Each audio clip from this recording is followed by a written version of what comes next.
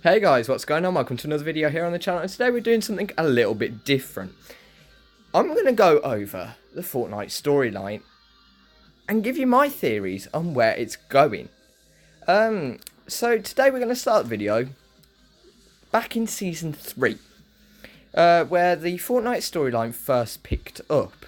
Now, I personally, you may be inclined to disagree, but I personally believe that Fortnite has only followed two major storylines so far. The first starting back in Season 3. At the end of Season 3, something appeared in the sky. As you probably all remember, we had the meteor crashing towards the island, hitting at the start of Season 4. That meteor brought with it a lot of mystery. We'd never really seen anything like it here in Fortnite Battle Royale. We had the secret skin come out at week 7, and that secret skin, the visitor, you then used the hot rocks to launch the rocket. That rocket zoomed around the map, live event, first proper live event. It was fun. To be fair, it is the only live event I have ever missed, but I still saw it nonetheless, and from what I saw of it, looked pretty cool. That rocket went all the way around the map, crashing into the sky in the end, creating a massive rift. Then pretty much Season 4 ended with that rift still in the sky as we moved into Fortnite Season 5. Now, that rift just stayed in the sky for the majority of the season. Season 5 was pretty slow in terms of storyline. However, roughly week 6/7 of that season, we ended up with lightning striking certain areas of the map, particularly one mountain that had a circle of cacti on it.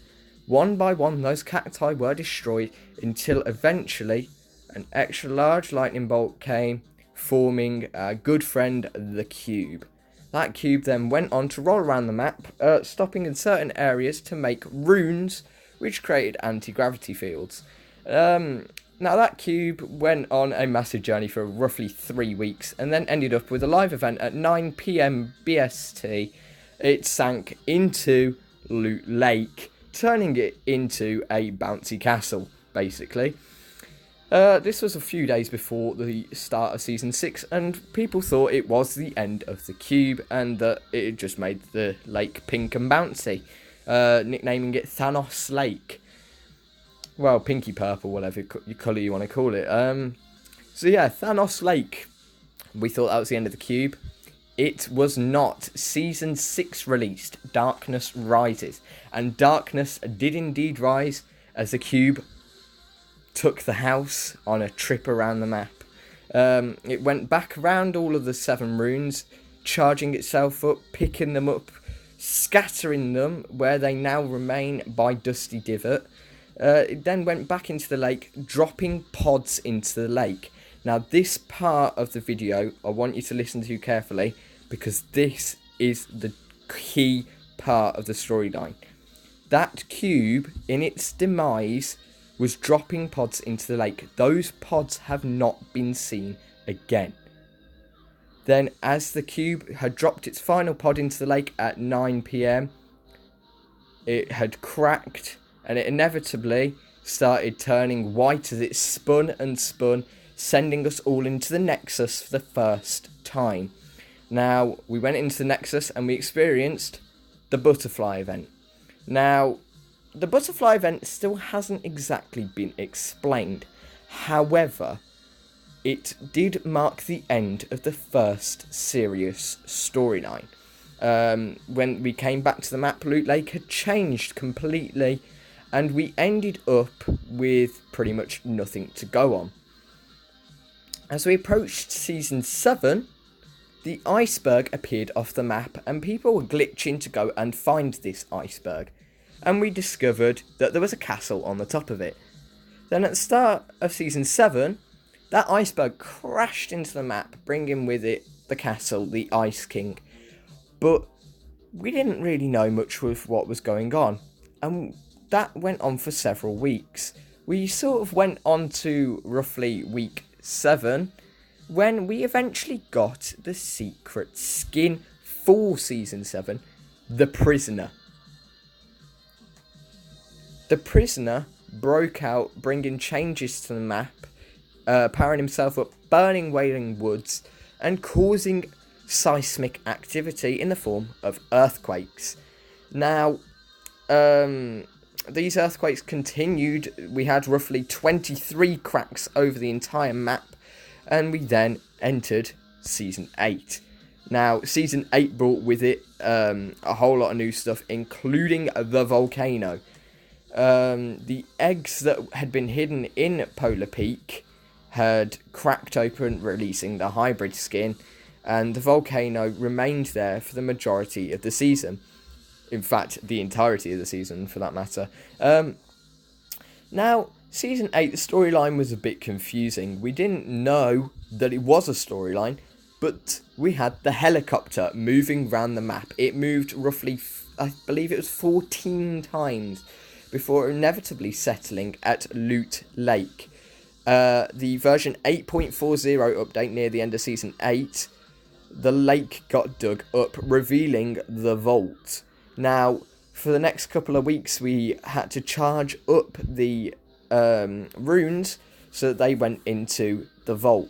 However, those runes were connected to the volcano. The vault itself was connected to the volcano. And eventually, once all 5 runes were in there, we had the unvaulting event when we went back into the Nexus once more. We inevitably chose to unvault the drum gun, which was potentially a bad idea, but that wasn't all for that event. We came out expecting to just go back into the game, but that was not the case. The volcano was yet to erupt.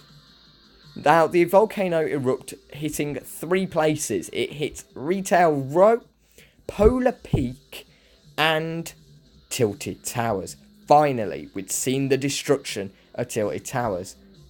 And then, a couple of weeks later, we went into Fortnite Season 9, which involved the rebuilding of both Retail and Tilted Towers. However, Polar Peak was still cracked. Now, those cracks expanded until we saw an eye appear. And then last week in the version 9.20 update, the monster broke out of Polar Peak, leaving footsteps leading towards the ocean as the castle disappeared. Now, that is as far as the storyline has gone now.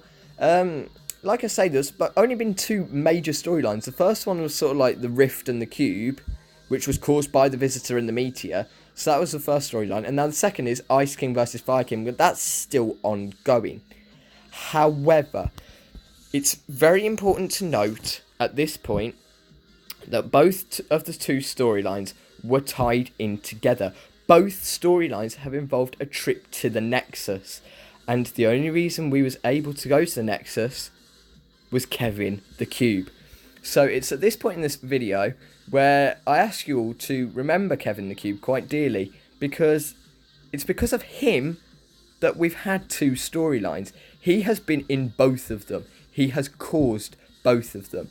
And like I say, the first storyline ended with Kevin's demise. But is he truly dead? He dropped things into Loot Lake. Things that have been used to power the vault. Things that are now being used to power Neo Tilted. The question is, will we see Kevin the Cube return in Season 9? Now, let me know what you guys think of my theories down below in the comments. And I'll see you guys in the next episode. Thanks for watching. Goodbye.